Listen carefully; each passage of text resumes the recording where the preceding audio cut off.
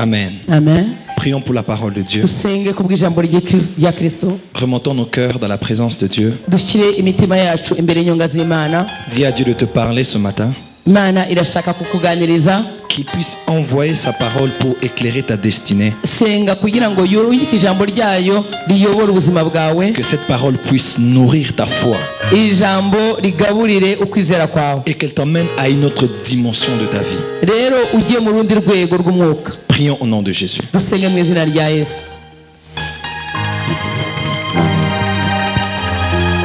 Est-ce que nous pouvons lever le voix et prier? Mbega twohaguruka.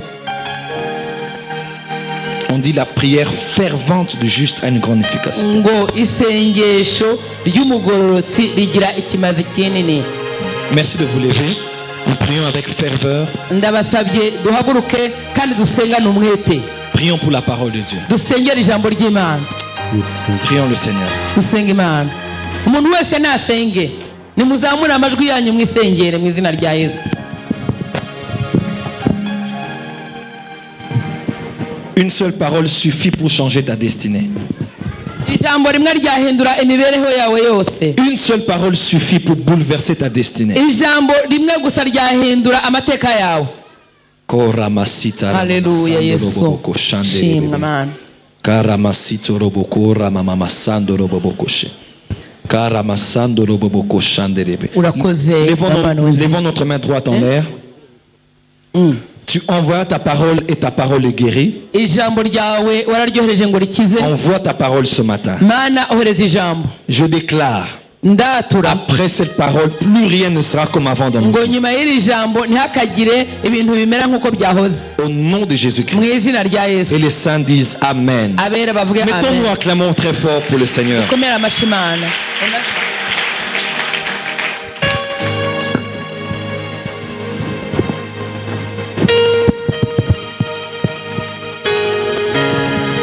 Amen.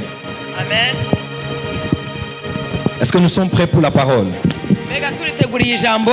Prenons nos Bibles dans notre texte du dimanche passé, 2 Rois chapitre 4.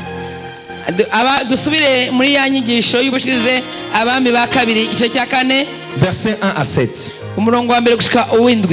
Nous sommes dans notre série Régner sur les finances, deuxième partie. turacyari muri za nyigisho z'uburyo dukwiye kuganza ibyerekeye ubutunzi ikindi gice cya kabiri. Régner sur les finances, deuxième partie. Kuganza ibyerekeye ubutunzi ni igice cya kabiri tugiye kwiga. Amen. Amen. Dites à votre voisin, je règne sur les finances. Bwira mwene so utigiye ndaganje ubutunzi. Je ne t'entends pas parler. Touche ton voisin de gauche et de droite. Utavuga kora kuri mwene so umubwira uti iby'ubutunzi n'igihe mbiganje.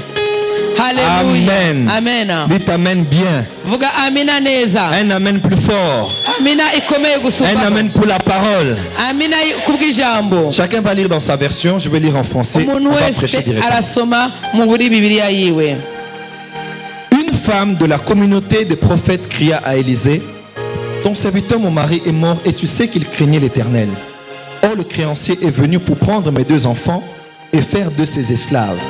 Élisée lui dit: que puis-je faire pour toi? Dis-moi, qu'as-tu chez toi? Elle répondit: ta servante n'a rien du tout. Elle a mis à part un pot d'huile. Et il dit: va demander des vases dans la rue, chez tous tes voisins, des récipients vides, demande-en un grand nombre. Une fois rentré, ferme la porte derrière toi et tes enfants, verse de l'huile dans ces récipients et mets de côté ceux qui seront pleins. Alors elle le quitta, elle ferma la porte derrière elle et ses enfants, qui lui présentaient les récipients, et elle versait. Lorsque les récipients furent pleins, lorsqu'elle dit à son fils: donne-moi encore un récipient, et lui répondit: il n'y en a plus. L'huile s'arrêta. Elle alla le rapporter à l'homme de Dieu, qui lui dit: va vendre l'huile et paie ta dette. Tu vivras avec tes fils de ce qui restera. Amen. Alléluia. Wobukeye haza umugore kuri Elisa, umugabo wiwe yari uwo mubiga ibyo kuvugishwa. Aramutakambira ati: umusavyi wawe ari we mugabo wanje yarapfuye, kandi urazi ko yubaha Uhoraho. None utwishuza araje, kandi agomba gutwara abahungu banje bompi ngo abagire abagorano biwe. Elisa aramubaza ati: none no gukorera iki? Ndakubaza, hari ico woba ufise imuhira? Nawe ati umusavyi wawe ntaco mfise imuhira atari urwavya rw'utuvuta twa elayo. Aramwishura ati genda urabe ivyo utira mu babanyi bawe biri gusa, kandi ntutire bike. Umurongo wa 4, uheze winjire mu nzu wiyugarane mwe n'abana bawe, ayo mavuta muyasuke muri ivyo bintu byose. Ikintu cyose uko cuzuye urabe aho ugitereka. 5, nuko avuye iyari abigenza kuno ariyugarana bo n'abana biwe, bamuhereza ivyo bintu nawe abisukamo. Nuko bimaze kuzura abarira umwana ati mpa ikindi. Aramwishura ati nta kindi gisigaye. Ako kanya amavuta aca areka kuza, maze aragenda abibarira wa muntu w'Imana. Nawe aramwishura ati genda ushore ayo mavuta wishura umwenda wawe, ayasigaye agutungane n'abana bawe. Amen. Acclamons pour la parole du Seigneur. Dukomere amashi ijambo ry'Imana. Ce matin, nous parlons sur régner sur les finances, deuxième partie. Rero muri kino gitondo turavuga ibyerekeye byo kuganza ubutunzi, igice cya 2. Un tel thème peut susciter beaucoup de questions. Inyigisho nk'izi zishobora gutera ibibazo byinshi. Et parmi les questions qu'on peut se poser en écoutant un tel thème, on se dira, mais est-ce que c'est possible dans un monde qui a subi la crise économique? Est-ce que c'est possible dans un pays comme le Burundi où l'économie est très basse que les chrétiens puissent régner sur les finances? Ikibazo cya mbere umuntu yakwibaza ati mbega muri iki gihe ubutunzi bw'isi biriho bumanuka, mbega mu gihugu nk'iki cy'u Burundi gifite ibibazo, byashoboka ko umuntu w'Imana aganza ku byerekeye ubutunzi? Et lorsque nous disons de telles choses et nous faisons de telles déclarations, beaucoup de gens se disent, bon oui, c'est juste pour nous consoler, bon oui, c'est juste des paroles positives, mais ils ne croient pas vraiment à cause de l'environnement dans lequel nous sommes. Rero iyo turiho turavuga ibintu byinshi, abantu benshi baravuga bati yo ariho araduha morale, ariho araduha amajambo meza yo kudutera intege, ariho bakibaza ko ari amajambo yo kuremesha gusa, kandi ibyo babiterwa no kureba kubidukikije. D'autres même sont là et ils ne croient pas que ça peut leur arriver à eux. Abandi nabo bakibaza bati ibi ni by'abandi gihe ntibyonshikira. Un jour, j'étais dans un taxi yari mu modoka et quelqu'un était en train de distribuer les tracts d'une croisade d'évangélisation qui devait avoir lieu dans la ville.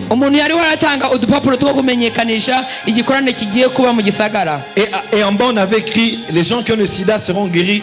Et quelqu'un qui était dans la voiture a dit ces choses-là n'existent pas. Personne ne peut guérir du sida. C'est faux. Personne n'a déjà été guéri du sida. Et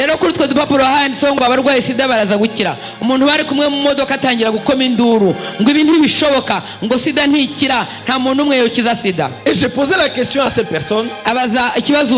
J'ai dit à cette personne, avez-vous déjà vu en fait, je lui ai posé la question, j'ai dit avez-vous déjà vu $1 million? La personne m'a dit non. Est-ce que vous avez déjà touché $1 million? La personne a dit non. J'ai dit bon, est-ce que vous savez qu'il y a des gens qui touchent $1 million? Elle m'a dit oui. J'ai dit est-ce que c'est parce que vous n'avez pas touché qu'il y a des gens qui ne touchent pas ça? Et elle n'a pas eu de réponse. Parce que ce n'est pas parce que tu n'as pas encore accédé à un niveau qu'il y a des gens qui n'ont pas accédé. Il y a des gens alors qu'on parle, même ici dans ce pays, qui gèrent des millions de dollars dans ce pays. Pendant que vous pleurez la crise économique.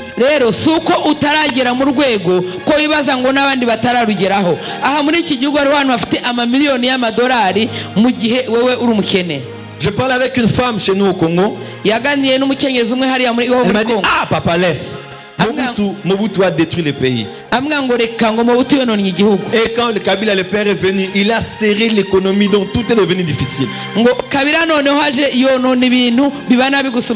J'ai dit ma soeur, pendant que tu es en train de pleurer sur les gens qui sont morts, il y a des gens qui achètent des parcelles, il y a des gens qui construisent des hôtels, il y a des gens qui investissent, il y a des gens qui achètent des puits de pétrole. Pendant que toi tu pleures, il y a des gens qui évoluent. Donc dans la vie, si tu dois mettre la base de tes échecs dans les excuses sur les autres, tu seras pauvre toute ta vie et tu n'iras nulle part. rero ngo aramubwira ngo wowe akanyukirira ibyapfuye ngo hariho abantu bariho baragura amatongo, hariho abantu bariho barubaka amazu, hariho abantu bariho bagura ubutaka bwuzuyemo peteroli, hariho abantu bariho bubaka amahoteli, hariho abantu bariho bakora ngo iyo urebye ahantu wananiriwe akaba ari rwo rufatiro rwawe abandi bazakurengana. J'ai même entendu un frère qui avait à peu près 35 ans. J'ai dit comment ça avance dans la vie. Il dit ah papa depuis qu'il est mort. Ah prophète, c'est difficile dans la vie. J'ai dit ah mon frère, un orphelin de 35 ans n'existe pas. ngo hariho ngo umuntu yamubwiye ngo umuhanuzi ngo kuva data apfa ibintu byarahindutse. Uwo musore yari afite imyaka 35. Tu n'as pas honte. À 35 ans tu pleures encore ton père. À 35 ans. ngo aramubwira ngo nta mfubyi y'imyaka 35 ibaho. Ku myaka 35 ndacyarizwa na. Il y a des jeunes qui ont 19 ans, 18 ans. Papa est mort, maman est morte. Elle s'est levée. Elle a commencé à travailler. Elle a commencé à bosser pour ses petits frères. Mais toi à 35 ans tu continues à pleurer. Papa donc tu n'évolues pas parce que papa n'est pas là. Ça c'est être vraiment insensé dans la vie. ngo hariho abana b'imyaka 18 19 bafurije se na ba nyina, umwana arahaguruka aratekereza atangira gukora no gukorera barumuna be. Nawe umusaza w'imyaka 35 uracyarira ngo se yarapfuye. Ubwo ni ukuburimbura bwenge, ni ukubimbura bwenge. Il n'y a pas d'excuse. Tout le monde peut devenir riche dans ce pays. Nta kintu cyatuma tubikubabariramo. Umuntu wese ashobora gutunga muri iki gihugu. Vous n'avez pas dit amen. Ngo ko mutavuga amina. Dites amen bien. Vuga amina. Jésus est allé voir un homme qui était dans la piscine. Yesu yagiye kure umuntu yari ku kidengeri. Écoutez comment Jésus dit. Umva ko Yesu yavuze. Est-ce que tu veux être guéri? Ngo aramubwira ngo urashaka gukira. La personne automatiquement ne prend pas ses responsabilités, mais elle jette la cause de sa souffrance sur les autres. Et qu'est-ce qu'il dit? Il dit, il n'y a personne qui est là pour me jeter. Donc, si je suis ici, c'est la faute des autres. C'est la faute des autres. Wa muntu rero yararindiriye ku kidengeri ngo Yesu amaje ngo urashaka gukira. Uwaho kwemera ngo atangira guta umwikomo ku bandi, ngo aravuga ngo yewe nta muntu mfite ibyago bye yabitaye ku bandi bantu. Et ça c'est la mentalité des pauvres. Ngo rero ibyo ni imitekerereze y'ubukene. Vous savez que en chinois ngo mu bashinwa le mot crise n'existe pas. Ngo ijambo iryo ry'ubukene ni dans la linguistique. Crise n'existe pas. mu magambo bavuga iryo ntari hari. Le mot qui est similaire à cela c'est le mot opportunité. Ijambo rijya kwitwa ubukene ni ijambo ryo kuvuga ngo kuronka akaryo. C'est pour cela que les Chinois dominent le monde aujourd'hui. Nicyo gituma abashinwa batuganje muri iki gihe. Parce que là où vous vous appelez crise, les Chinois voient une opportunité d'affaires. Voilà pourquoi ils se font de l'argent. Ngo rero ngo abashinwa bo mu mitekerereze yabo iyo mubonye ahantu ikibazo bo baravuga ngo turonsa akaryo ko gukora. Et l'empereur Napoléon, on s'entend, avait vu la carte du monde. Il a vu la Chine. Il a mis son doigt sur la Chine. Il a dit ici est un géant endormi. Le jour où ce géant va se réveiller, le monde entier va bouger. Et ce qu'il avait dit est arrivé. La Chine est en train de dominer le monde aujourd'hui. Rero wa mwami ukomeye bu Fransa Napoleon ngo yabonye ikarita y'isi ngo ashyira urutoki rwe ku Bushinwa ngo aravuga ngo ahari ikigatanya gisinziriye ngo uyu munsi iki kigatanya cyakangutse ngo isi izahinduka ngo ibyo yavuze n'ibyo ari biradushikaho abashinwa baganje isi no munsi. Ils ne boivent que du thé, ils ne boivent que de l'eau chaude, ils ne mangent que des riz avec des baguettes. Ils ne s'habillent que simplement, mais ils ont de l'argent dans le monde entier. Pendant que toi, tu t'habilles avec des costumes et tu pries en langue, mais tu n'as rien. Simplement parce que tu vois les problèmes partout. Les hommes d'affaires les plus riches voient des opportunités là où les gens voient des problèmes. Abashinwa rero ngo binywera gacyayi gusa ngo bakarya umuceri na twa dufushe twabo duteye ukuntu bakambara imyenda isanzwe cyane ngo bakaganza isi ngo wowe wambaye amakositime maremare wirirwa uvuga mu ndimi urakennye. Les hommes et les femmes qui se font de l'argent savent chercher dans les besoins des gens une approche financière. Imaginez-vous un peu. À Bujumbura, il fait très chaud. Et la personne qui produit cette eau a de l'argent sur tous les jours. Pourquoi? Parce qu'il fait tellement chaud, les gens ont tellement soif que si tu es intelligent, tu peux te dire ah, les gens soivent tous les jours. Alors, je veux seulement avoir une usine et faire cette eau minérale. Et je suis sûr que c'est parmi les personnes, cette compagnie est parmi la compagnie qui a le plus d'argent. Parce qu'ils ont vu dans un besoin une approche financière. abagabo n'abagore batunze amafaranga menshi baritegereza bakihweza ahantu hari ibibazo bo bakabona ibisubizo akaryo ko kuzana igisubizo kuri abo bantu. Nk'umuntu yagize aya mazi ya Kinju yavuze ati Bujumbura harashyushye abantu baranyoterwa cyane, atangira kwiyumvira kugira uruganda rw'amazi. Uyu ni umuntu afite amafaranga menshi cyane, ibyo si byo gukekeranya. Il t'amène bien. Vuga amina. Dis à ton voisin, les chrétiens doivent régner sur les finances. Maintenant dis à ton voisin, arrête de te plaindre et de trouver des excuses. Est-ce qu'on peut dire Amen? Est-ce qu'on peut encore dire Amen bien? Et Dieu veut son peuple prospère. Cela doit être dans votre mentalité. Dieu veut que je sois prospère. Parce que la prospérité est intégrale. Dans 3 Jean 2, il est écrit: je veux que tu prospères à tous égards, comme prospère l'état de ton âme, et que tu sois en bonne santé. C'est-à-dire, ton âme doit prospérer, ta santé doit prospérer, tes finances doivent prospérer, et chaque aspect de ta vie. C'est ça la volonté parfaite de Dieu pour chacun de ses enfants. Et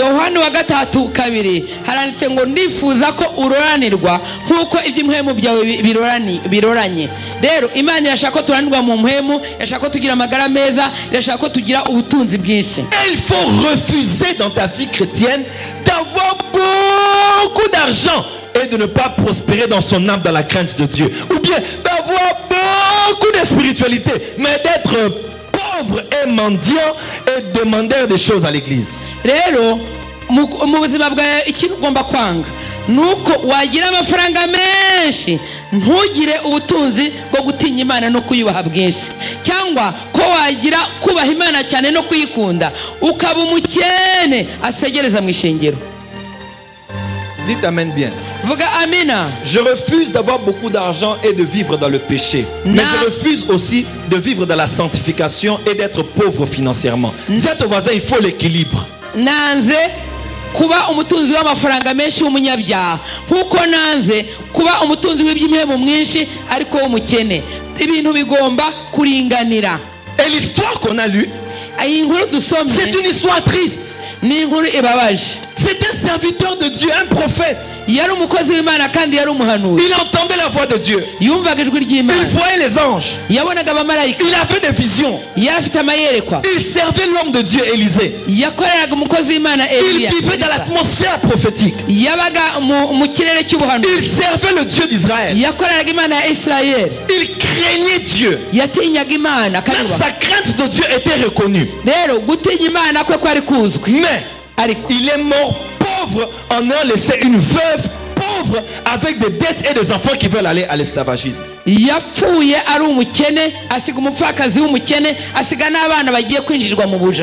Voilà pourquoi c'est une interpellation d'abord pour les parents. Il y a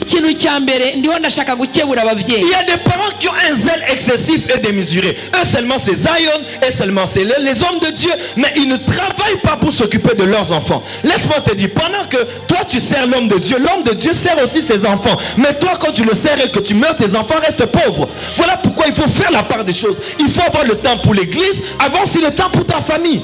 Hariho ababyeyi nshaka kubwira bagira umwete cyane ni Zayoni ni mwishengero uriho arakorera umuntu w'Imana nawe agashyira abana biwe. Rero nawe fata umwanya wawe ukorera Imana ariko ufata umwanya wo gukorera abana bawe bagubwe neza. Nous n'encouragerons pas la paresse ici, nous n'encouragerons pas les gens à travailler à temps plein ici. Non. Après l'église va travailler. Ntabwo tuzemera abanebwe, ntabwo tuzemera abantu baza kwirirwa hano ngo bariho barakorera Imana. Korera Imana ugende no gukorera urugo rwawe. Après l'église allez étudier. Nyuma y'ishure wa musore we wa nkumi we jya kwiga. Parce que quand les gens ne veulent pas travailler et qu'ils sont tout le temps à l'église, quand les gens qui sont à l'église évoluent, ils commencent à se plaindre pour dire que le pasteur là il s'enrichit derrière nous. Un homme qui parle comme ça, c'est quelqu'un qui est un paresseux. Mais quelqu'un qui travaille aussi dans sa vie, qui se fait de l'argent, même quand le pasteur a une nouvelle voiture, il ne se dérange pas parce qu'il ne sait pas l'acheter une nouvelle voiture. rero abantu badashaka gukora, abantu babanebwe nibo abantu baguma bitotomba ngo pasiteri yadutunganye, pasiteri yadutunganye, pasiteri yagura imodoka nshyashya ukavuga amajambo menshi, ariko nawe iyo ushoboye kuyigura uranezerwa mukanezerana. Je disais au bishop Charles hier, ejo nabwiye umushumba Charles, je le disais, si je dois être payé dans cette église, mon salaire de l'église doit passer à la 5e position de mes entrées financières. rero avuga ati nimba ngiye kuba umushumba muri iri shengero, parce que je ne peux pas toute ma vie regarder au panier et au salaire. Mon salaire doit entrer dans mon compte, je ne les regarde même pas, ça entre là-bas. Mes premières entrées, mes business. bon Deuxième entrée, le travail de ma femme. urumva naho hari umushumba umushahara siwo ahanze amaso, hari ibindi bintu bine bizaca imbere kandi bimuzanira inyungu. ubwa mbere aradandaza, ubwa kabiri hari umushahara w'umugore. Le salaire doit entrer après. umushahara we ni ikintu azashyira kuri konte ntamenye nicyo cyakoze. Mais quand dans ta tête c'est seulement le salaire, tu déclares la pauvreté. ariko rero iyo utumbereye umushahara gusa wo kumwisho uri umukene birakarabaye. Dites amen bien. vuga amina. Dites amen bien. amen amen. Il y a des gens qui sont fait entrer dans les appels à temps plein alors que Dieu ne t'a jamais dit qu'il t'a appelé à temps plein. Mais toi seulement tu souffres. Oh Jésus, regarde comment je souffre pour toi. Oh Jésus, regarde comment je souffre pour toi. On ne s'occupe pas de moi, Seigneur. Dieu te dira ce jour-là, mon fils, est-ce que je t'avais interdit d'aller faire la pêche? Est-ce que je t'avais interdit d'aller vendre de l'eau? Et tu vas condamner les hommes pour rien alors que tu as cru entendre Dieu te dire des choses qu'il ne t'a jamais appelé à faire. ngo hariho abantu bicara bagakora urusengero gusa ntibagire ikindi biyungunganyaho, ngo hanyuma ngo agakena akamererwa nabi, ngo akajya asenga avuga ngo mana, ngo reba ntibanyitayeho, reba ntibandeba, ntacyo bampa, ngo kuri wa munsi ngo Yesu azakubaza ngo jyewe nigeze nguhamagara ikiyaga ko cyaraha nakubujije kujya kuroba, hari uwundi murimo nakubujije gukora. Et j'ai remarqué, icyo yabonye, et vous serez d'accord avec moi, kandi que turabyumvikana, les gens qui critiquent beaucoup les autres dans la vie sont des chômeurs. ngo abantu banegura abandi cyane n'abantu batagira icyo bakora. Je vous dis, ni ukuri. même les gens qui parlent seulement de la vie des gens sont des gens qui n'ont rien à faire. ngo abantu bicara bavuga abandi ni abantu batagira icyo bakora. Oh, oh. Hein? Quand quelqu'un est occupé dans la vie, il n'a pas le temps de s'occuper des autres. ngo iyo umuntu afite ibyo akora ntarebe ubuzima bw'abandi. Hein? Même dans l'église, les gens qui aiment beaucoup critiquer sont des gens qui ne font rien de leur vie. Mais les gens qui travaillent de 8h à 17h30 ou 19h, il n'a pas le temps de s'occuper des autres. Il est busy. Sa tête est dans l'argent, dans les opportunités, dans le travail. Dis à ton voisin, allons à un autre niveau. Allons à un autre niveau. abantu banegura abandi mu rusengero ni abantu badakora. iyo umuntu akora kuva mu gitondo gushira saa 11 ku mugoroba, umutwe we uri mu buryo ashaka amafaranga, umutwe we uri mu karyo yarondera kugira ngo aronke icyo yinjiza. tugende mu rundi rwego. La Bible déclare, Dieu bénira l'œuvre de tes mains. Bibiliya iravuga ngo Imana izahezagira ibikorwa by'amaboko yacu. Il faut que tes mains fassent quelque chose pour que Dieu bénisse. rero amaboko yawe akwiye kugira icyo akora kugira ngo Imana ihezagire. Mais toi tu veux seulement que les hommes de Dieu disent recevez la bénédiction et vous dites amen. Mais qu'est-ce que tes mains font pour matérialiser la bénédiction spirituelle afin qu'elle devienne tangible? wowe rero ngo urashaka ngo abantu Imana ajyaza ngo akira umugisha, ngo uvuga ngo ndacakiye, ngo niki ukora kugira ngo wa mugisha ufatike? Si ça ne dépend que de moi, iyo ababiva kuri jyewe gusa. les 2 heures de pause qu'il y a au Burundi, je vais même demander au président, papa président, diminuer les 2 heures là. Comment on peut être 2 heures du temps? Les gens dorment, ils mangent, après 14 heures, il fait même 14h30 et ils travaillent et puis ils rentrent à la maison. Non! Il faut une pause de 30 minutes. Un peuple qui se développe est un peuple bosseur et travailleur. ngo iyaba byashobokaga nabwira perezida agakuraho ari amasaha 2 y'akaruhuko, ngo muraza mukarya mukaryama, ngo mugasubira ku kazi saa 8 cyangwa mukanakererwa mukagenda saa 8:30, ngo njyewe nabaha pause y'iminota 30. Oh, vous êtes fâché contre moi? murarakaye. Le travail commence à 8h jusqu'à 12h, mais tu viens déjà à 9h30. Et tu veux avoir la pause à 12h juste. akazi gatangira saa 2, wowe ukaza saa 3 cyangwa saa 3:30, hanyuma saa 6 ugashaka kuruhuka ku ngufu. Et tu tiens 2 heures du temps. kandi ukavuga ngo ndaruhuka amasaha abiri. Et avant 17h30 déjà, tu commences à plier les bagages pour rentrer. Ngo. Un peuple ne se développe pas comme ça, mes frères et saa sœurs. 11 n'inusu itaragera ugatangira kuzinga amamashini n'ibitabo. Nta hanga ryatera imbere rikora gutyo. Dans la Bible, le mot adorer veut dire aussi travailler. Ngo Bibiliya ikivuga ku ijambo ryo guhimbaza mu zindi ndimi harimo no gukora. Un peuple adorateur doit être travailleur. Ngo igihugu gihimbaza Imana ni igihugu kinakora. On ne règne pas sur les finances par les déclarations seulement. Recevez l'argent, vous allez être bénis. Mais il faut travailler. Ngo ntabwo uzaganza iby'ubutunzi ngo ku magambo gusa kubwira ngo akira umugisha navuga ngo ndacakiye. Ugomba gukora. Dites amen bien. Vuga amen. Oh, vous êtes fâché contre moi? Ngo mwandakariye. Je vais aller plaider. Les déserts doivent diminuer. Ngo jewe nzabivuga ayo masaha biragomba kugabanuka. Et des gens, mais ils dorment pendant des heures. Quand ils se réveillent là, ils vont travailler comme quelqu'un qui a dormi. Je sais Ngo rero murasinzira hamwe umuntu akajya kukaza ameze On travaille dur. Mugomba gukora cyane. L'homme mangera la sueur de son front. Ngo rero umuntu azarya abizi icyuya. Celui qui ne travaille pas, qui ne mange pas. Ngo abadakora ntibakarye. Il faut bosser dur. Mugomba gukora cyane. Tous les millionnaires et les milliardaires ont commencé à être milliardaires par le travail qu'ils font après 17h. C'est-à-dire, après le travail de la journée, ils ont encore un autre travail. Et c'est souvent ce travail-là après qui leur donne beaucoup plus d'argent que le fait de travailler la journée. Dis à ton voisin, il faut travailler. Ngo abantu batunze mu buzima n'abantu bagize kandi karimo bakora ku mugoroba nyuma y'amasaha y'akazi. Ngo bene ayo masaha niyo atuzanira amafaranga menshi. Mugomba gukora n'inkomezi n'umwete. Et des gens qui sont des paresseux. Abanebwe. Ils disent, moi j'ai la foi. Ngo Oh, Jésus. ngo aravuga ngo jefite kwizera Yesu. Jésus a dit, Ngo Yesu yaravuze. les oiseaux du ciel Ngo inyana zo mu ne kirere sèment ni ne moissonnent, ngo ntizibiba mais ntizimbura. Dieu les nourrit. Ngo Imana ikazigaburira. Il a dit, ne vous inquiétez pas. Ngo ntimugahangarike De ce que vous imitima. mangez, vous le vêtirez. Ngo ntimwibaze ibyo murya n'ibyo mwambara. Maintenant, toi, tu as déjà vu Ngo umaze kubona Dieu Imana. venir sur un arbre Ngo wabonye Imana iza ku giti et il prend un oiseau. igafata inyoni. Mais c'est l'oiseau, viens, viens. Ngo umushinga naye L'oiseau kanyoni. vient. Allez, ouvre la bouche, ouvre la bouche. Ikayibwira ngo fungura akanwa kawe. Et Dieu va cueillir quelque chose. Il vient. Mwari mwabonye Imana ifata ikintu ikasamira ikinyoni igatera mu kanwa. Ne vous inquiétez de rien. Ngo ntimugahagarike imitima. Il y a des gens qui ont une foi mal placée. Ngo hariho abantu ukwizera ko bagufashe nabi. Jalousie mal placée, foi mal placée. Ngo ishyari ritagira iyo rifatiye n'ukwizera kutagira aho gufatiye. Dieu nourrit les oiseaux parce que les oiseaux ont la force de travailler qui vient de Dieu. Ils vont travailler, ils vont chercher d'arbre en arbre. Ils vont prendre et ils mangent. Ngo igituma inyoni zigaburirwa n'Imana zirahaguruka zikaguruka zikagenda zikajya kurondera zikarya. Dieu a dit aux enfants d'Israël, Imana yabwiye abanyesirayeli vous allez entrer dans un pays où coule le lait et le miel. ngo ngiye kubaha igihugu gitembamwo amata n'ubuki. Les enfants d'Israël se disaient, on va entrer dans un pays comme ça. Il y aura un lac Tanganyika de lait, lac Kivu de miel. Donc, Alléluia. on va seulement entrer là-bas, on va prendre les seaux. On va commencer à prendre. Chacun chez lui à la maison. Abana b'Isirayeli Imana bamaze kubabwira gutyo bari baje ngo tuzasanga Tanganyika ari ikiyaga cy'amata tugende hariya ku kiyaga cy'ikivu ari cyo kiyaga cy'ubuki tujye dufata indobo tugende tuvome. Est-ce que Dieu parlait comme ça? Mbega nibyo Imana yavugaga. Quand ils sont entrés, ils ont vu un lac de lait. Mbega bigeze babona ikiyaga cy'amazi. Non. Un lac Kivu de miel.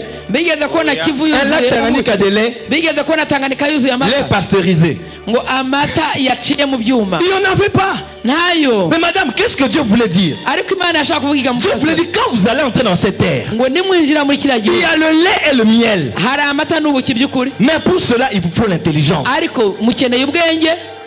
Vous allez prendre des vaches. Muzafata inka Vous allez faire l'élevage. mugire iyorora mworore Comme ici chez nous à Moulin. ngo nk'aha iwacu c'est là-bas nk'aha iwacu imurenge Là-bas. Vous allez nourrir des vaches. ngo muzorora Ils vont grossir. zibyibuhe Vous allez faire l'élevage. muzorora. Et quand la saison arrivera, Rero igihe nikigera vous allez descendre muzururuka en dessous de la vache. munsi y'inka Vous allez commencer à traire mugiye la vache. gukama Et vous aurez le lait. kandi muronka C'est amata. ça le pays où coule le lait. Rero aho nicyo gihugu gitemba amata. Quand il disait le miel, Avuze ubuki il disait vous allez rencontrer les abeilles. ngo muzahura n'inzuki. La promesse de Dieu vient en potentiel. Mais Dieu donne à l'homme la capacité de produire. Voilà. rero isezerano ry'Imana hari ukuntu iguha uburyo mugabo ikaguha n'ubwenge bwo kubitunganya. Quand Dieu dit tu seras riche, Imana ikubwiye ngo uzotunga, il te donnera pas l'argent, ntabwo iguha amafaranga, mais il te donnera des idées, iguha il ibitekerezo, te donnera des habilités, ikaguha il te donnera des capacités. ubwenge n'ubushobozi. Est-ce qu'on peut dire amen? Mbega bavuga ngo Allons-y dans notre texte. rero dusubire mu nyigisho zacu. Cette femme était pauvre Uwo mugore yari umukene et le prophète a donné la solution. kandi umuhanuzi yamuhaye On a inyishu. parlé dimanche passé de 2 ou 3 principes. Rero twavuze amahame abiri cyangwa atatu. Il a dit numéro 1, qu'est-ce que tu as à la maison? ngo icya mbere ufite iki, Une fiole d'huile.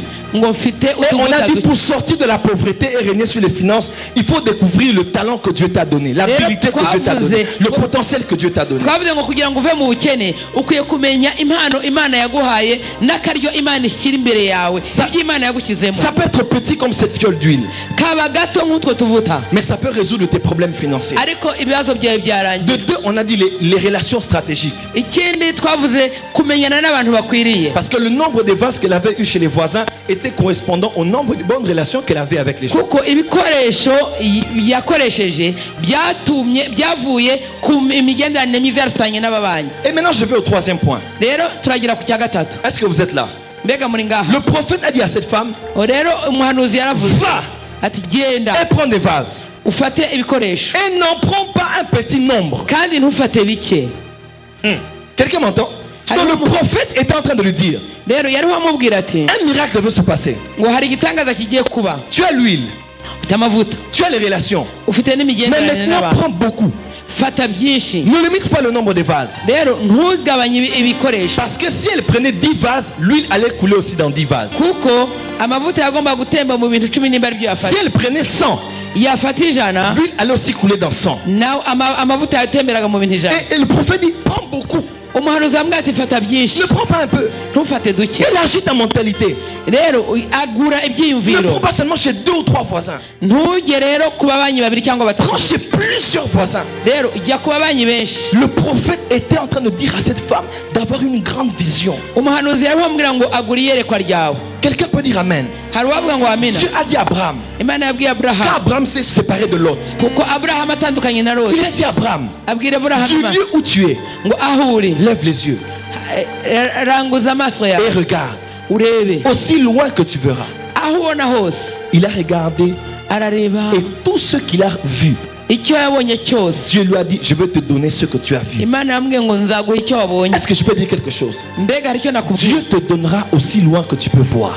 Imana izaguha ibigeraho Là uyerekwa où ta ryawe vision ibona. se limite, c'est là où Dieu se limitera. Rero aho iyerekwa ryawe rigarukira niho Si Imana ta vision va izakugarukana. plus loin, Dieu aussi ira plus loin. Iyerekwa ryawe nirijya hirya Imana izajya hirya. Dieu n'a des limites que les limites de ta mentalité. Rero Imana, inzitizi z'Imana ni imitekerereze yawe. Ce que tu vois, tu l'auras. Ibyo ubona Ce que tu ne uzabyakira, vois pas, tu l'auras pas. ibyo utabona kandi ntabyo uzaronka. Dis à ton voisin, grande vision. Bwira mugenzi wawe ngo gira iyerekwa ryagutse. Vous savez, il a dit à Josué, Imana yabwiye Yosuwa, tout lieu où foulera la plante de tes pieds, aho uzashyira ikirenge cyawe moi je vais te donner. jyewe nzahaguha. Donc si ton pied foule 100 mètres, je te donne 100 Rero mètres. nimba ibirenge byawe bikandagira kuri metero 100 nizo uhabwa. Si tes pieds foule 1000 mètres, je te donne 1000 mètres. Niwagera ku ntambwe 1000 nizo uzahabwa. Donc Dieu voulait lui dire Imana icyo ishaka kuvuga que ni moi je peux te donner tout ce que tu veux. mbega naguha gute ibyo ushaka Mais byose, ça dépend de là où toi, de quelle distance tu veux fouler. ariko wowe biva aho ugeze intambwe zawe. Dites Amen bien. Vuga amen. La pauvreté, ce n'est pas le manque d'argent. La pauvreté, c'est la pauvreté mentale.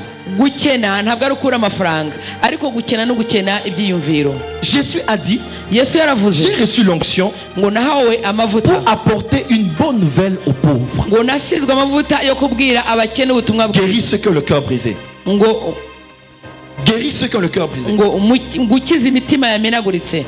Pourquoi aux pauvres il a dit annoncer une bonne nouvelle? Kuki yavuze ngo abakene arababwira ubutumwa bwiza? Si tu es malade, tu dois être guéri. Kuko iyo urwaye agomba kugukiza. Si tu es aveugle, il doit te toucher pour que tu recouvres la vue. Nimba uri impumyi yagukoragaho kugira ngo ubone. Mais si tu es pauvre, Ariko nimba uri umukene, Jésus a dit il te faut une bonne nouvelle. Yesu yavuze ngo nimba uri umukene. La bonne nouvelle, c'est ce qu'on appelle l'information. Rero ubutumwa bwiza ni ukumenya inkuru. On sort un pauvre de la pauvreté par l'information qu'on le donne, par les nouvelles, par les bonnes nouvelles qu'on apporte. Umukene akurwa mu bukene n'inkuru bamuhaye. La richesse commence dans la tête et la pauvreté commence dans la tête. Ubukene n'ubutunzi bitangirira mu bitekerezo. Dieu a dit à Abraham, Imana yabwiye Abraham, j'ai des choses à te dire. ngo ngira nkubwire ibintu. Mais ici tu vas pas comprendre. Aha niho wataho. Sohoka vayo. Ils sont allés au-delà des 4 murs. Va uve muri bya bihombe byawe. Parce que là il était limité. Ngo aho yarazitiriwe par la tente. Ngo ni hema. Il a dit viens. Imana yabwiye ngo sohoka hanze. Lève la tête. Est-ce que tu vois? Et au ciel, il n'y a pas de limite. Il a dit tout ce que tu vois, ce sera ta postérité. Tout ce que tu ne vois pas, ce ne sera pas ta postérité. Qu'est-ce que tu vois sur le plan financier? La Bible déclare: tout ce que vous demanderez en priant, croyez que vous l'avez reçu et vous le verrez s'accomplir. Mais dans la version grecque originale, on dit: tout ce que vous demanderez en priant, voyez que vous l'avez reçu et vous le verrez s'accomplir. Donc on parle de voir 2 fois.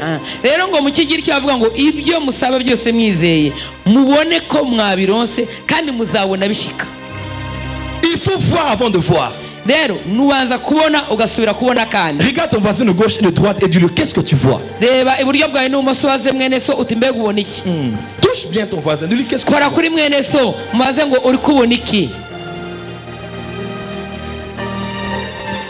Il y a des gens qui ne voient que des petites choses.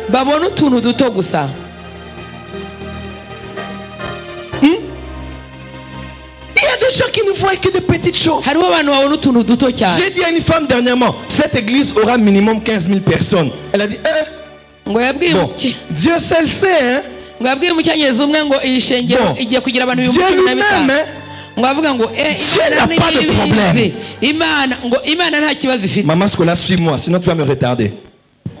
Amen. Amen. Dieu n'a pas de problème. Tout dépend de ta mentalité. Si tu amènes à Dieu un gobelet, il va remplir d'eau dans le gobelet. Si tu amènes à Dieu une citerne, il va remplir la citerne. Si tu amènes à Dieu un océan, il va remplir l'océan. Les limites, Dieu n'en a pas. C'est toi qui mets à Dieu les limites que tu veux. L'un des plus grands péchés dans la vie, c'est la satisfaction. Le plus grand ennemi de ton succès, c'est ton ancien. Le plus grand ennemi de ton progrès, c'est ton ancien succès. Il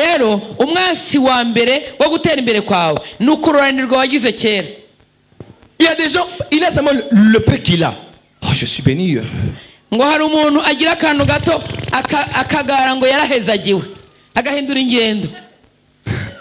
Il y a un pasteur à Kinshasa, on l'a donné une 190 d'occasion, Mercedes.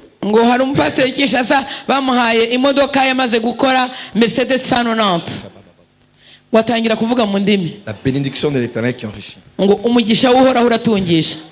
Papa, occasion d'Europe, d'Allemagne, pendant que tu parles, il y a des gens qui ont des jets, 3 jets privés. Dis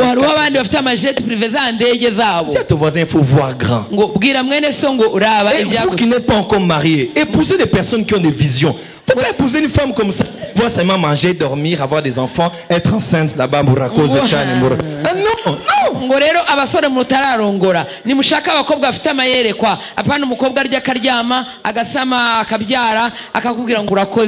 femme qui a une vision. Il y a des femmes comme ça, quand tu veux faire un grand travail, dis: hey, attention, tu vas devenir orgueilleux, hein?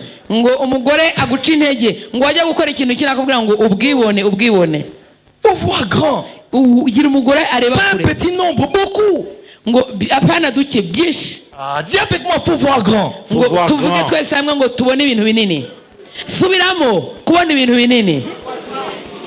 Il y a des gens qui n'ont qu'une petite boutique là. hariho abantu bafite agakiyosike nyuma Pense à un supermarché. ngo iyumvire imangazini nini. Ceux qui ont des grands supermarchés, est-ce qu'ils ont 4 cerveaux? Ils ont 5 cerveaux? Non. mbega afite amangazini manini bavuga ko afite ubwonko butatu cyangwa bune. Dis à ton voisin, il faut voir grand. bwira mwene so ngo bona kure. Hein? Même Azaf dit amen. azafu nimuvuga amen. Vous voyez grand. nimubone ibintu binini. Vous voyez déjà les toges qu'il faut commencer à concevoir. Les toges là comme les Américains. nimutangire kwibaza imyambaro imwe imeze nk'iy'abanyamerika ko ariyo mugiye kwambara. Organisez-vous et des caisses. Et organisez-vous bien. nimugire udukese mutunganye ibyanyu. Dis à ton voisin, il faut voir grand. bwira mwene so ngo ubone binini. Vous savez, moi, hein, murazi je ne peux que parler de moi. ngo ntakunda kwivuga. Ah Seigneur. ngo mwami. L'orgueil, ubwibone c'est pas voir grand. si ukubona kure. Parce qu'il y a des gens qui pensent que quand quelqu'un voit des grandes choses, il est orgueilleux. Hein? ngo mbega muracyarimo abantu biyumvira iyo babonye umuntu abona kure muvuga ngo aribona. Moi, je suis là, Papa Martin. ngo papa J'ai une Martin compagnie d'aviation. Moi. ngo azagira isosiyete y'indege uyu mubona. Je n'étais pas interdit de déclarer sur ta vie. Je suis libre. Papa, on est dans un pays démocratique, n'est-ce pas? Hein, la liberté d'expression. Je suis libre de dire ce que je dis. ngo afite uburenganzira bwo kubivuga. aha turi muri demokarasi. azagira isosiyete y'indege. Il y a des gens qui sont là, ils n'ont qu'un projet. ngo hariho abantu baba batagira umugambi. La Bible déclare, bibiliya iravuga ngo les projets que forme le cœur viennent de l'homme. ngo imigambi iva mu mutima Ça veut dire iva ku muntu. qu'un homme normal hein, doit avoir des projets. Quelqu'un qui n'a pas de projet, c'est un cadavre. Parce que les cadavres, on le fait les projets. À quelle heure on va le laver? À quelle heure on va l'habiller? À quelle heure on va l'enterrer? À quelle heure on va l'exposer? Tu n'es pas un cadavre. Un homme normal a des projets. Il faut que tu aies un plan d'action. D'ici 10 ans, d'ici 15 ans, d'ici 20 ans. Shout Amen. amen. haleluya. ngo umuntu muzima agira imigambi. utagira imigambi ni ikiziga. ikiziga ngo bavuga ngo tugiye kucyoza, tugiye kugisiga, tugiye kucyambika, hanyuma tugiye kucyereka abantu, hanyuma isaha turajya no kugikingura. Il y a des gens qui n'ont aucun projet. ngo hariho abantu batagira umugambi. Ma soeur, tu veux épouser un homme, ne regarde pas d'abord sa poche. Regarde la dimension de ses projets. ngo rero wowe umushiki wacu ngo iyo ugiye kureba umugabo ureba amafaranga yamaze gutunga. banza wumve ibitekerezo by'uriya imigambi. Après le culte, amiga heze va voir ce garçon-là qui veut t'épouser. ngo wa muhungu yashaka gufianza. Demande-lui, on se marie quand? umubwire uti tuzagira mariage ryari. Il y a des hommes qui vont te dire, toi tu es charnel, hein? Tu n'as pas la foi. utari warakubwira ngo ntumfite kwizera umunyamubiri. Non. ngo ya On n'entre pas dans un taxi sans savoir où on va. Non, non, non. ujya muri taxi utazi iyo ujya. Non, non, non, non. Tu peux pas m'amener nulle part comme ça, non. Papa, tu veux de moi, oui. Mais et après? urashaka What's next? ko twubaka ariko nyuma On ibi fait quoi après? nyuma tuzakora gute? Qu'est-ce que tu as comme projet? ufite ihe migambi? Dieu seul sait. ngo Imana yonyine J'ai des irabizi. promesses. ngo mfite amasezerano. Il faut abandonner un frère comme ça. ngo mwene so Même s'il n'a pas d'argent, muheba hakiri kare. qu'il te dise je ferai ça en telle période, ça en telle période, ça en telle période. On va dire t'amènes bien. ariko umuntu atagira amafaranga akakubwira ati mu mwaka tuzagira iki, mu yindi myaka ibiri tugira ibi, akakwereka ko afite umugambi. Quelqu'un qui ne sait pas où il va, il t'emmènera nulle part. umuntu atazi yajya nawe ntaza gushikana.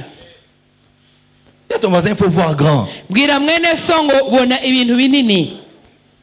Non, dis bien à ton voisin, il faut voir grand. bwira mwene so uti bona ibintu binini. Maintenant qu'on veut construire l'église, rero dushaka kubaka ishengero ou bien qu'on veut avoir une autre parcelle. cyangwa dushaka kugura ikindi kibanza. Prophète, comprenne seulement cette petite parcelle-là seulement. Dieu seulement sait. Non! ngo rero ngo hakaba bavuga ngo ngo twigurire agaparisera gato kazimbutse. oya. Non! Faut voir grand. rero tubona ibintu binini. Papa, même seulement 2000 places seulement ça va. Non! ngo naho kaba gato birakwiye. Il ne oya. faut pas faire des projets avec ce qu'il y a dans ta poche, mais avec ce qu'il y a dans la poche de Dieu. rero ntugakore imigambi ukurikije ikiri mu mfuko wawe, reba ikiri mu mfuko w'Imana. Renard Bonke a dit ça. On ne fait pas les projets avec ce qu'il y a dans ta poche. On fait les projets de Dieu avec ce qu'il y a dans la poche de Dieu. Parce que Dieu a 1000 moyens de donner l'argent, mes frères et sœurs. Dieu peut donner à quelqu'un un rêve la nuit. Il est millionnaire dans ce pays. Dieu lui dit, tu prends 5 millions de dollars, tu donnes à cette église. Qu'est-ce qui est impossible devant Dieu? N'aie pas la mentalité de la pauvreté. Dis à ton voisin, vois grand. Vois grand. rero Reinhard Bonke yaravuze ngo iyo ukora imigambi y'Imana nturebe iri mu mufuko wawe, urebe ibiri mu mufuko w'Imana. Gira imigambi minini ikwiranye n'ubuntu bw'Imana. Imana ishobora gutera inzozi umuntu afite amafaranga muri iki gihugu, bugacya akazana miliyoni 5 z'amadolari ati zihe iriya shengero. Vous avez voir grand. Bwira mwene so ngo raba binini.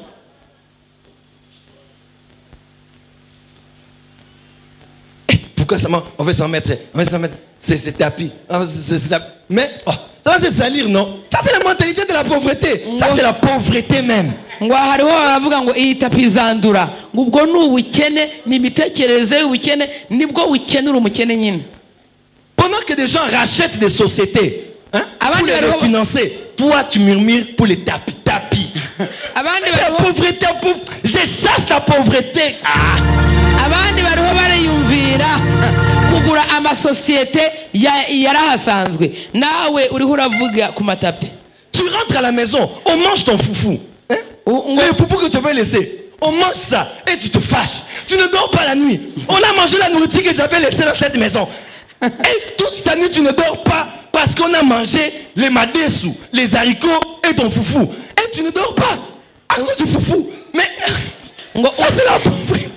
Urataha ukavuga ngo ubugari nasize habwarihe bwagiye he ubwo nari nasize ukarara udasinziriye bandiririye ubugari bandiririye ibiharage ibyo nari nashigaje kare babiriye ukarara udasinziriye. Viens manger les bananes. Les bananes. Ninde yari y'umuhwi? Tu fais une crise d'estomac à cause des bananes. Urwara umushishito kubera umuhwi bari. Pendant que des gens pensent à demander à Dieu des nations, des continents, toi tu meurs, tu ne dors pas, tu as les crises d'estomac, tu frappes les enfants, tu les fais dormir dehors parce qu'on a mangé ton foufou. Babandi bariho bariyumvira ingene bagura amahanga ingene bakorera amahanga, nawe uriho urakubita abana urakubita abantu kuko bari y'umuhwi umwe cyangwa bari y'ubugari wari washigaje. Comment ça il faut voir grand? Bwira mwene so ngo ubona ibintu binini. Tiens la main de ton voisin, secoue-le. Ngo fata ukuboko kwa mugenzi wawe umunyiganza. Dis à ton voisin, vois grand dans la vie. Kandi umubwire ngo ubona ibintu binini mu buzima.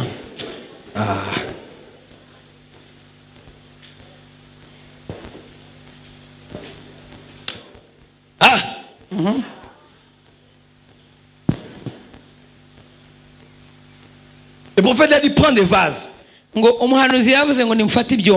Parce que tu ne peux pas vendre de l'huile sans être bien présenté. Il faut qu'il y ait de l'huile, mais dans des vases.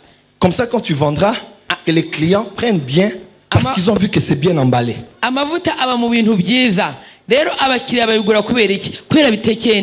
La quatrième des choses, il faut bien présenter ce que tu as. Vous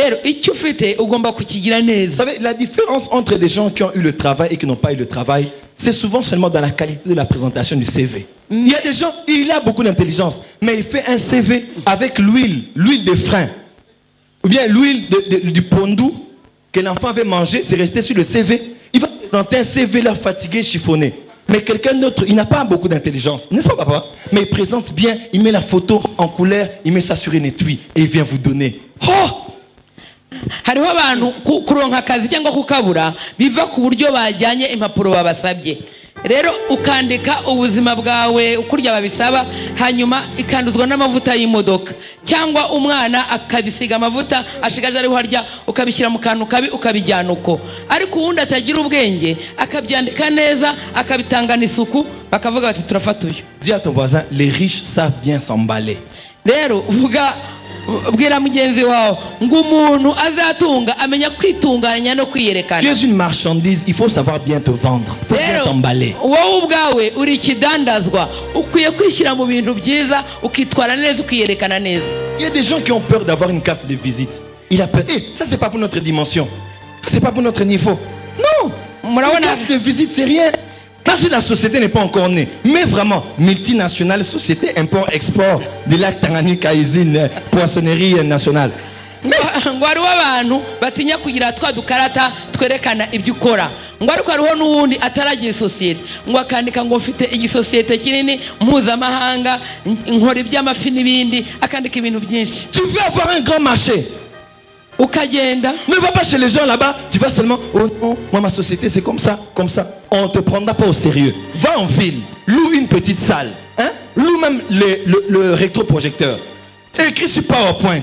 Achète même juste de l'eau avec et des papiers mouchoirs. Dans la petite salle là, hein? Tu commences à présenter. Même si ce n'est pas encore grand, tu présentes, voilà, nous comptons faire ça dans les 5 ans qui viennent. Tu trouves des français compliqués là. Même si, complique-les seulement de la vie. Tu présentes là. Quand on regarde, on dit, mais cette personne est sérieuse. Même si tu n'as pas un bureau, mais tu présentes d'abord. Les gens vont voir, ils vont dire, non, cette personne est sérieuse. Et tu peux avoir un marché plus que quelqu'un qui a des idées seulement comme ça. Hey, moi j'ai beaucoup d'idées. Hein. On ne va pas t'avoir. Dans la vie, il faut savoir s'emballer. Tu peux avoir de l'huile, mais il faut savoir présenter ton huile. Coca canette et le coca de la bouteille, c'est coca. Mais le coca canette, c'est plus cher que le coca de la bouteille. Pourquoi? C'est l'emballage. On peut être pasteur. Mais si toi tu viens habillé comme ça, moi je viens un peu habillé comme ça, même si je ne sais pas prêcher, en mettant du crédit. Dieu a dit, l'homme regarde à l'apparence, mais moi je regarde le cœur. Dieu est sincère. Tu veux me plaire, arrange ton cœur. Mais tu veux plaire aux hommes, arrange l'emballage. rero ngo hariho abantu iyo bashaka kuvuga iby'isosiyete yabo ishyirahamwe ryabo bajya ku isoko bakagenda kubwira abanyesoko oya sohora amafaranga ugenda hariya kuri Novotel ufata agasare ubishyire kuri ekara ubivuge ubipresente neza abantu babibone amen bashavuga ati uyu muntu afite ubwenge kandi niwe ngo ufite amavuta ariko yatekere neza wowe ubwawe wigire neza witunganye abantu bazabona ko uri umunyakuri aha umupasiteri aje akavuga ati genda umupasiteri ndumukitsi yambaye ibishambara twamushyira hariya ariko n'utazi kuvuga ubutumwa yambaye neza akaza akatubwira ibifaransa byo hejuru tumuha podium hano ni mukoma amashi l'homme c'est les yeux. Comme on a décoré comme ça, une autre catégorie de gens va commencer à venir. Vous allez voir. Dieu a dit, moi, je regarde le cœur. Mais les hommes avec qui vous êtes là, ils regardent l'apparence. Donc si tu veux plaire à Dieu, arrange le cœur. Tu veux influencer les hommes, arrange l'apparence. Tu ne peux pas aller demander la main d'une soeur. Tu es habillé seulement, vaille comme ça. Et tu vas, je t'aime chérie, je vais t'amener. Maintenant la sœur va dire non, tu vas dire les sœurs là elles sont pas spirituelles, elles sont matérialistes. Oh, la femme regarde mon frère, même si c'est pas ton pantalon, emprunte les pantalons, lave les pantalons au nom de Homo, repasse ça au nom de Philips, porte ça au nom de Jésus.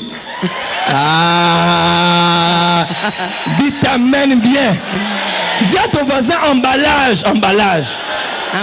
Rero ngo abana b'abantu bareba ibiboneka Imana yo n'umwizigirwa ireba umutima ariko abantu hano baratwitegereza bakatwemera cyangwa ntibatwemere kubera uko dusa inyuma rero ngo mwabasore mwe iyo mugiye kureshya abakobwa ukagenda wambaye ibyo wiboneye umukobwa arakureba akakugaya ukavuga ngo uyu mukobwa ntabwo ari umunyamuhemu n'umunyamubiri nimba utagira ipantaro yitire uyimeseshe womo apana pasi risanzwe Philips ubiyambare mu izina rya Yesu ugende umubwire arrangez-vous. Nimwitunganye. Voilà pourquoi les chrétiens doivent être propres. Les chrétiens doivent bien parler. Tu peux avoir un travail par quelqu'un qui t'observe à l'église parce qu'il voit que tu as une habilité. Quand tu parles sur la chair, ton habilité peut te permettre d'aller loin. Et quelqu'un peut te détecter comme ça, on te donne un travail quelque part, tu ne sais pas. Il faut bien se présenter, il faut bien parler. Il faut... maman, quelqu'un vient dans ta maison, il y a la couche des bébés qui est sur la télévision, il y a l'autre couche là-bas avec les histoires sur la chaise. Donc...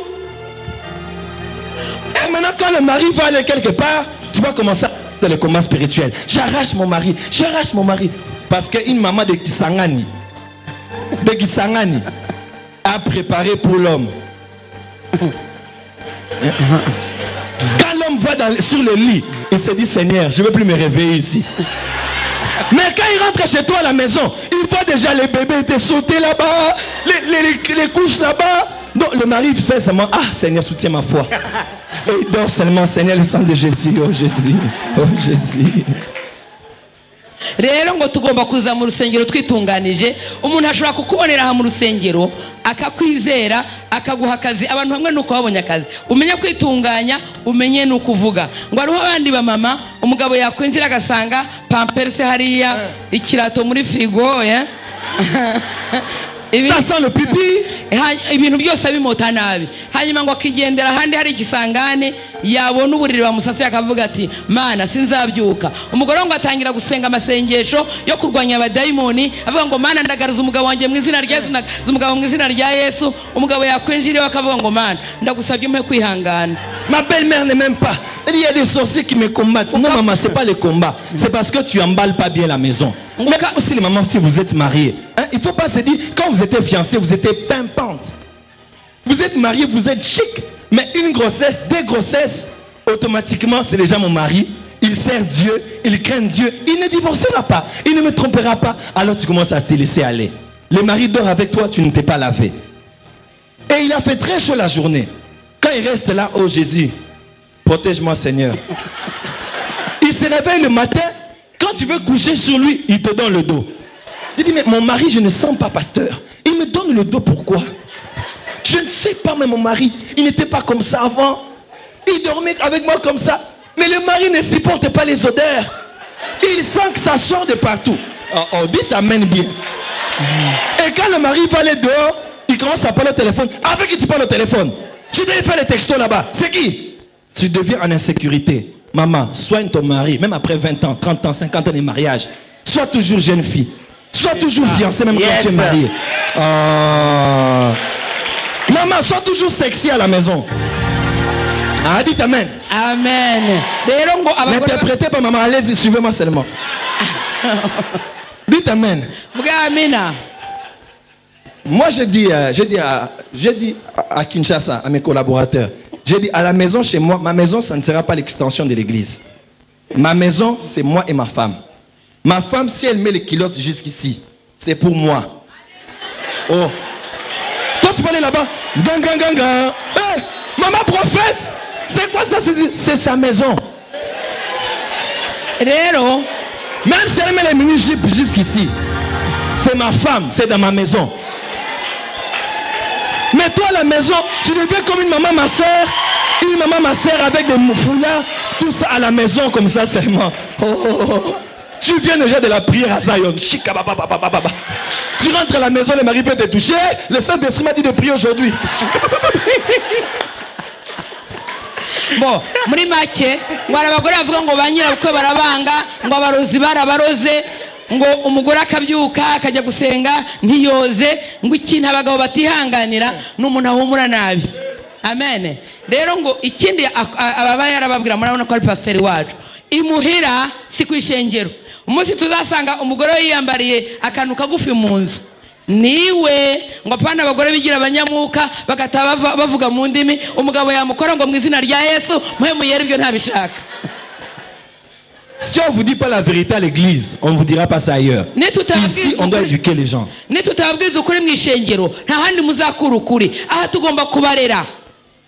Maman, papa revient le soir comme ça. Il faut que tu aies porté des habits très suspects.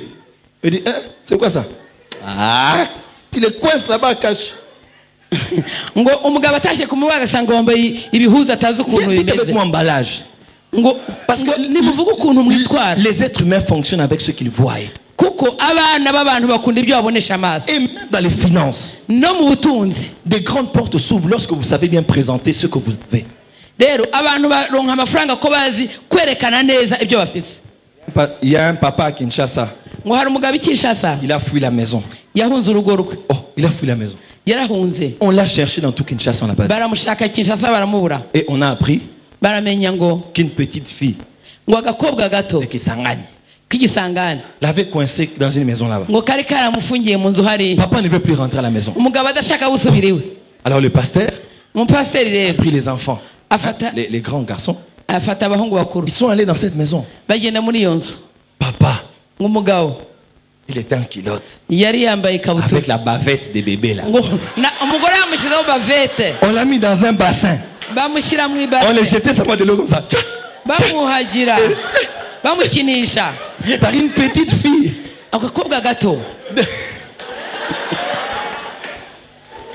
chérie. Et maintenant, elle coupait le foufou. Elle le faisait manger. Ouvre la bouche. Ouvre la bouche. Et puis, elle prend de l'eau. Avec une bavette. Le papa n'a plus voulu quitter la maison. Il a dit, ma femme là-bas, Alcatraz, Taliban, j'ai épousé une sainte vierge là-bas. Histoire vraie, papa. Il a fui la maison. Les enfants, le papa rentre. Il dit non, je ne vais pas rentrer.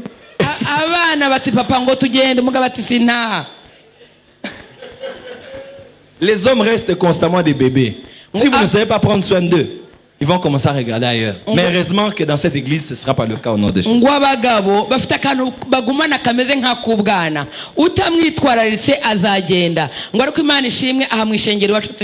On peut rire, mais c'est pour faire passer un message. Emballez ce que Dieu vous a donné. Est-ce qu'on peut dire Amen? Dites Amen bien. Amen. Dites Amen bien. Amen. Amen bien. Amen. Je vais garder les autres principes pour la prochaine fois. Il est 12 heures. Ce que je veux dire pour terminer. Tu es quelqu'un de grand. Tu es quelqu'un de grand? Oui. Ne commence pas à te comporter comme grand quand tu arriveras. Même maintenant déjà, commence à avoir les habitudes de la grandeur, le langage de la grandeur, la manière de parler de la grandeur. Commence à t'entourer déjà de cela. Tu vas attirer les choses qui te ressemblent.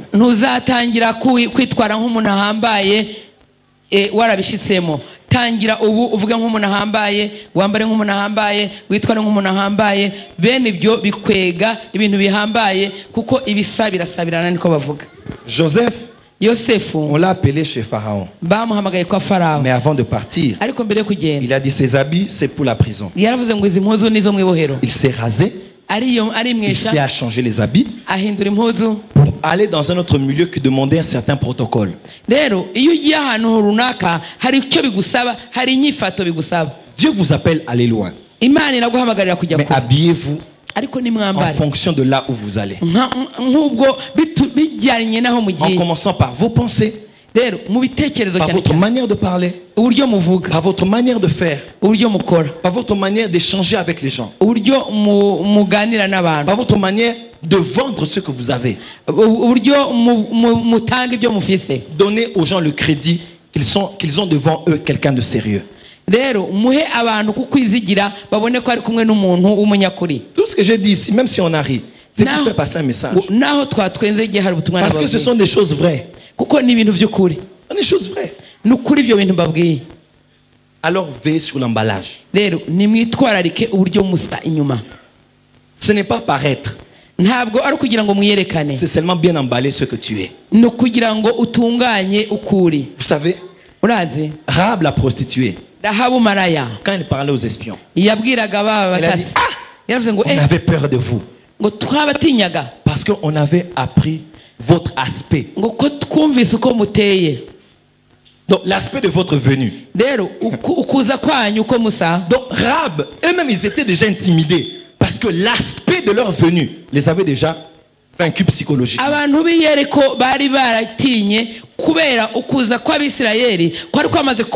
Imaginez-vous plus d'1 million de personnes.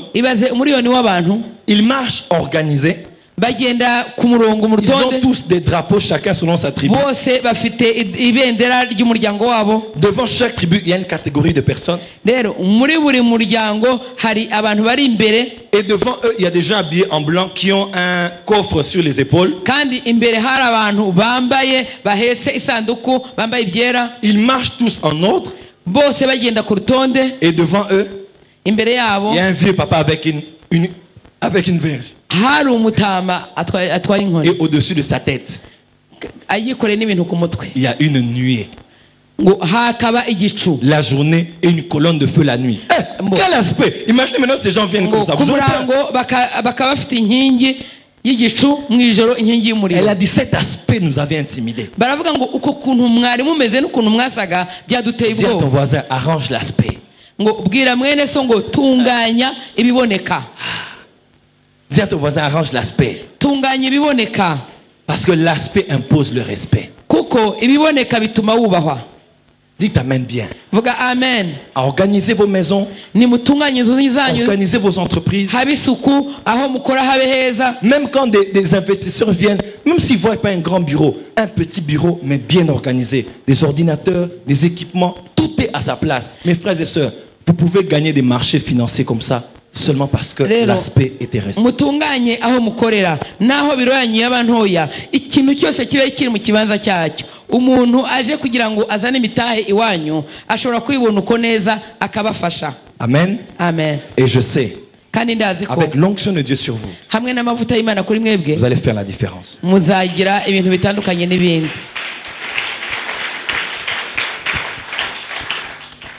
Est-ce qu'on peut mieux acclamer pour le Seigneur? Mbega twokomera Imana amashi.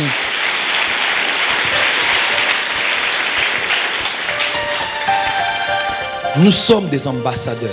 Turi abambasaderi, turabaserukira Ne ibihugu. regardons pas l'économie de nos pays. Ni twebwe tuzazamura igihugu. Ne regardons pas la crise économique. Ntiturebe ibibazo biri mu gihugu Parce que nous sommes ambassadeurs. kuko turi abaserukira ibihugu. Et l'ambassadeur des États-Unis au Burundi Rero userukira igihugu cya Leta Zunze Ubumwe za Amerika mu Burundi ne souffre pas de la crise économique du Burundi. ntabwo atewe ikibazo n'ingorane ziri mu Burundi Parce que dans l'ambassade, kuko muri ambasade ubwaho tout ce territoire-là, c'est les États-Unis, même si c'est dans un autre pays. hariya aho bari ni Amerika naho ari mu kindi gihugu. Le niveau de vie d'un ambassadeur dans un pays n'est pas en fonction du pays de sa résidence, mais du pays de sa provenance. Rero imibereho y'userukira igihugu ntibiva ku gihugu arimo, biva mu gihugu avukamo. Un ambassadeur américain ici, Rero userukira Leta Zunze Ubumwe za allez voir Amerika l'ambassade des États-Unis. Partout dans toutes les nations, ils ont les plus grandes ambassades. hose bafite amazu Et des manini. fois, tu te dis, mais ce sont des bases militaires ou quoi? Ils ont des grandes ambassades. uribaza uti aha ni amakambi y'igisoda cyangwa bafite ahantu hanini Parce que c'est un grand pays qui les envoie. kuko ni igihugu kinini. Les plus vastes ambassades. Rero nibo bafite ibiro binini hose. Et ils vivent le niveau de vie des Américains au Burundi. Kandi bari mu Burundi babaho nk'uko abanyamerika babayeho. Même quand Burundi manque des choses, et ils ne manquent de rien. naho i Burundi baba babuze ibintu bo ntabyo babura Parce que leur ration kuko ibibagaburira vient du gouvernement qui les envoie. biva muri leta yabohereje.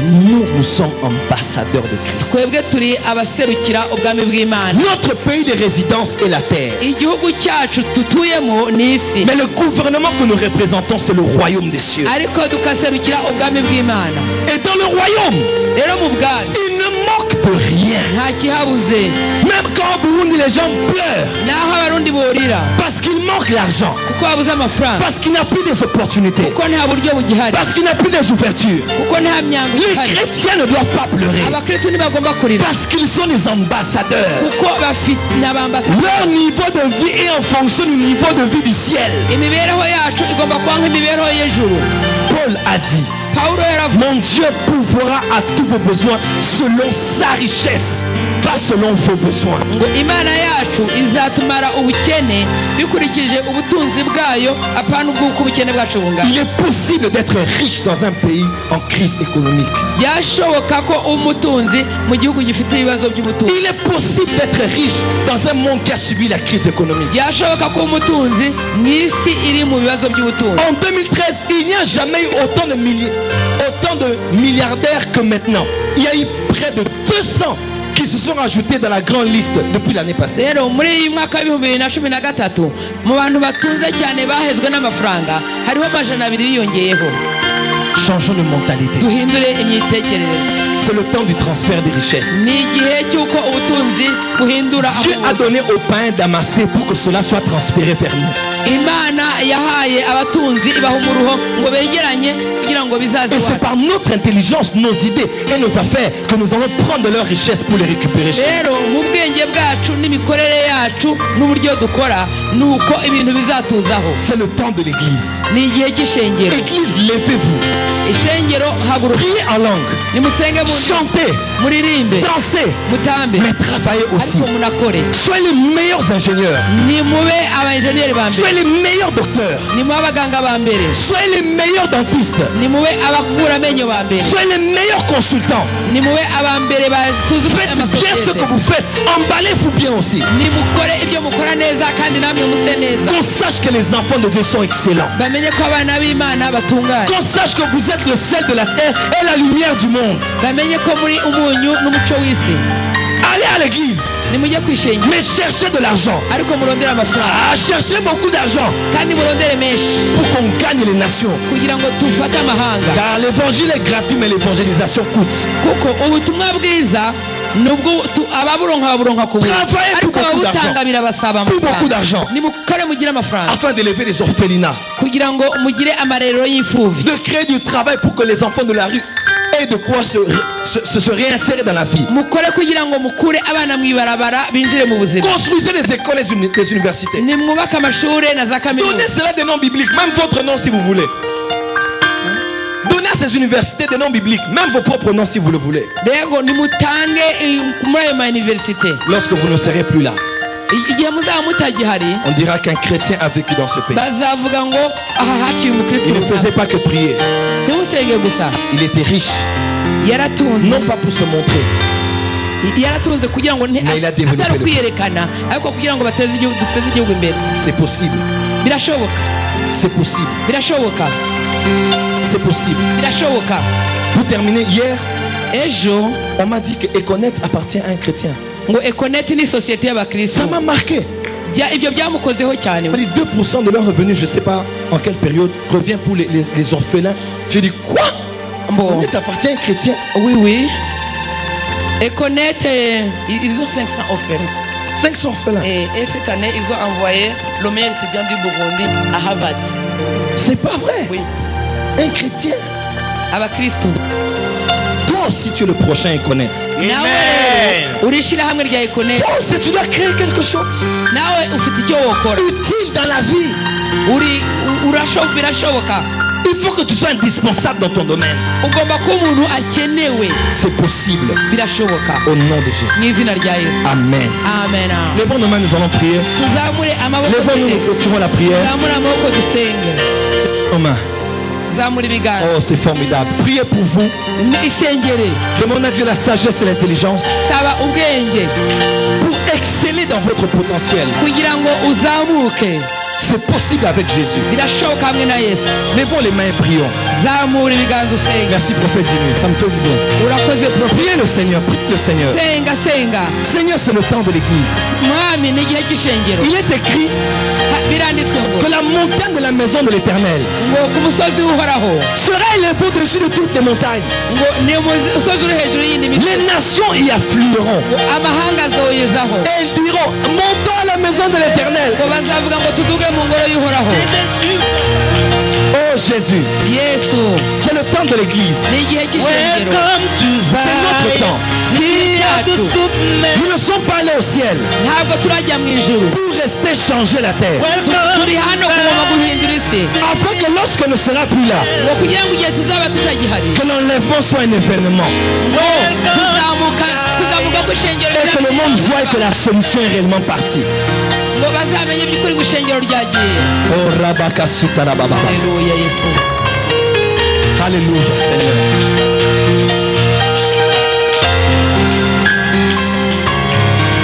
C'est ton temps mon frère. ni igihe cyawe mwene data. Déploie ta mentalité. ngo hindura ibitekerezo. Élargis tes tentes. agura amahema. Dieu peut faire avec toi plus que ce que tu fais. imana ishaka kugukoresha ibihambaye. Commence à voir grand avec Dieu. tangira kubona kure. Commence à voir plus grand avec Dieu. tangira kubona kure. Tu peux aller plus loin. washika kure. Tu peux aller plus loin. washika kure. C'est le temps de l'église. ni igihe cy'ishengero. Église, lève-toi dans ce pays. ishengero haguruka. Lève-toi dans ce pays. haguruka shengero. Mettons nos mains sur la tête. shyira ibiganza byawe byombi ku mutwe. Oh. J'aimerais dire à quelqu'un ce matin que je crois en toi. hari uwo mbwira muri kino gitondo ngo ndakwiringiye Je crois en toi. ndakwiringiye Parce que Dieu croit en toi. kuko imana nayo yakwiringiye. Oui, Ego l'or et l'argent appartiennent à ton Père. ifeza n'izahabu ni ibya so. Oui, Ego tu es héritier de Dieu. uri samuragwa w'imana, Ce qui est à Dieu est à toi. iby'imana ni ibyawe. Commence à élargir tes pensées. tangira wagure amahema yawe, Ne regarde plus de petites choses. reka kuraba utuntu duto. Même si tu es déjà arrivé à un niveau, élargis encore tes cordages. naho waba warageze kure ongera wagure imigozi yawe, Parce que Dieu peut t'emmener plus loin. kuko imana yo gushikana hirya gusumba. Ne limite pas ton Dieu. ntuzitire imana yawe, Ne te limite pas aux petites gloires. ntutizitire ku tuntu duto. Regarde plus loin, raba hirya, plus grand, hirya kure, plus grand. raba kure. Ma prière isengesho ryanjye maintenant, ubu nyene c'est que mon Dieu ni uko imana te yanjye donne de nouvelles idées. iguha ibitekerezo bishasha. Korabasite. Que Dieu te donne la sagesse, imana iguha ubwenge, l'intelligence, ubwenge no kumenya des idées productives. ibitekerezo byagura. Que l'excellence soit ton partage. rero ukugira ibyiza kube umugabane wawe, Que l'esprit de grandeur soit ton partage. impemu iri hejuru ibe umugabane wawe. Que tu puisses voir grand. ubone kure, Que tu puisses voir grand. ubone kure, Que tu puisses voir grand. ubone kure, Vois grand. ubona kure. Ne limite pas ton Dieu. ntuzitirire imana yawe. Que l'environnement ne te limite pas. rero ibigukikije ntibikubuze gutera imbere. Dieu peut t'emmener plus loin. imana yo gushikana kure. Je crois en toi, mon frère. ndakwizeye mwene data, Je crois en toi, ma soeur. ndakwizeye mushiki wawe, Jeunes gens, je crois en vous. ndabizigiye. Membres du gouvernement, nous croyons en vous. abategetsi turabizigiye, Étudiants, nous croyons en vous. abanyeshuri turabizigiye, Maman maraîchère, nous croyons en vous. turabizigiye mwese. Vous pouvez faire plus. mwakora ibihombaye gusumba ibyo. Fini les dettes. ibirahezi by'amadeni. L'Afrique doit finir de vivre avec des dettes. ngo afurika ikwiye kuva mu madeni. Une nation ne se développe pas avec des dons extérieurs. ngo ntabwo igihugu giteza imbere n'imfashanyo. Nous devons être productifs. tugomba kuba abantu bakora Nous devons bakagwiza. vendre de l'huile, tugomba kudandaza amavuta yacu, vendre nos services, vendre notre intelligence, vendre ce que nous produisons, vendre notre culture. Nous devons nous vendre. mbo akaranga kacu tugomba kukadandaza, umutwe wacu tugomba kuwudandaza, amavuta yacu tugomba kuyadandaza, tudandaza ibyo Imana yaduhaye. Je vois ce pays s'élever comme une étoile, ndabona iki gihugu kigiye kuzamuka nk'inyenyeri, éclairer l'Afrique et le monde. kandi kizamurikira Afurika n'isi. Dieu vous emmène à un autre niveau. Imana igiye kubazamura mu rundi C'est rwego. pour cela que Dieu attire des gens vers ce pays. Imana igiye kuzana abantu benshi muri iki gihugu. Et l'intelligence des temps, parce que le temps est en train de shifter. Yes, Il y a un shift qui se passe dans l'atmosphère. hariho ibintu biroho birakoreka mu kirere. Je vous bénis au nom de Jésus. ndabahezagira mu izina rya Yesu. Oh my God. Je vous bénis au nom de Jésus. ndabahezagiye mu izina rya Yesu. La bénédiction est plus que l'argent. ngo umugisha uraruta amafaranga. La bénédiction, c'est pas l'argent. umugisha si amafaranga. La bénédiction, c'est un pouvoir surnaturel. rero umugisha ni ikintu cy'ubushobozi bwo mu mpemu. C'est celle-là qui enrichit et ne se fait suivre d'aucun chagrin. ubwo nibwo bugutungisha uwo mugisha, ubuntu bukagukurikira. Je bénis vos études. ndahezagira Amen. amashuri yanyu, Je bénis vos entreprises. Amen. ndahezagira amashyirahamwe Je yanyu, bénis vos capitaux. Amen. ndahezagira imitahe yanyu, Je bénis vos projets. Amen. ndahezagira imigambi yanyu, Je bénis chaque lieu où Dieu vous a positionné. Amen. ndahezagira aho Imana yabashize. Vous êtes la tête, jamais la queue. Amen. imitwe apana imirizo. Vous êtes la référence. Amen. muri akarorero mu bandi. Vous êtes le modèle Amen. muri abo turebera abandi que tout le barebera. monde veut suivre, non seulement dans les résultats, mais dans les valeurs aussi de la vie. Amen. Imana abantu ntibazabakurikire gusa ku byo ubutunzi mufite, Vous êtes- ariko ku myitwarire nayo. Vous êtes riche. Amen. Vous êtes riche. Amen. Vous êtes prospère. Amen. abantu Dieu barorane. bénit l'œuvre de vos mains. Amen. Imana ihezagiye Et par vous. intoki zanyu. Par Par vous, kuri mwebwe cette société se lève. iki gihugu Amen. giye Cette guhaguruka nation se développe. Amen. Au nom de Jésus-Christ. mu izina rya Yesu. Je finis en disant Ndarangije mvuga ngo que l'amour de Dieu le Père, ngo urukundo rw'Imana data, la grâce de Jésus-Christ ubuntu bwa Yesu Kristo et la communion du Saint-Esprit no gusangira kwa mpwemu yera soient avec chacun de vous. bibane natwe twese. Levons les mains, s'il vous plaît. Amen. Tuzamure ibiganza Fermons nos yeux. twugare amaso.